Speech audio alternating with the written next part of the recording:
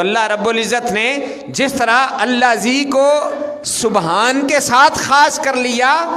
اللہ رب العزت نے عبد کے لفظ کو ہو کی طرف منسوب کر کے یہ دیا کہ یوں تو الذی سارے کے سارے ہیں، لیکن ایک الذی ایسا بھی ہے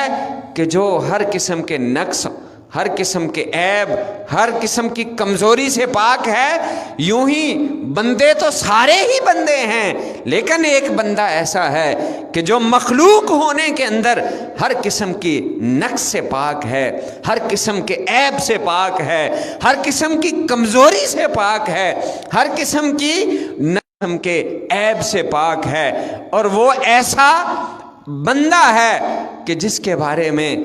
جنہوں نے دیکھا گواہی دی اور کہہ دیا، زبان حال سے کہا وَأَحْسَنُ مِنْكَ لَمْ تَرَ قَطُّ عَيْنِي، کہ آپ سے زیادہ حسین و جمیل تو میری آنکھ نے دیکھا ہی نہیں ہے۔ وَأَجْمَلُ مِنْكَ لَمْ تَلِدِ النِّسَاءُ، میری آنکھ کیسے دیکھتی،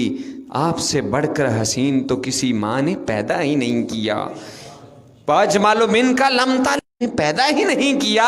خلقت مبرّا من کل عیب، یہ حسان بن ثابت کہہ رہے ہیں جو شاعر رسول صلی اللہ علیہ وسلم ہیں، اور رسول اللہ صلی اللہ علیہ وسلم کے سامنے کہتے ہیں کہ خلقت مبرّا من کل عیب، جس طرح الذی ایک ایسی ذات ہے جو ہر قسم کے عیب سے پاک ہے، فرمایا خلقت مبرّا من کل عیب، اے پیارے حبیب آپ کو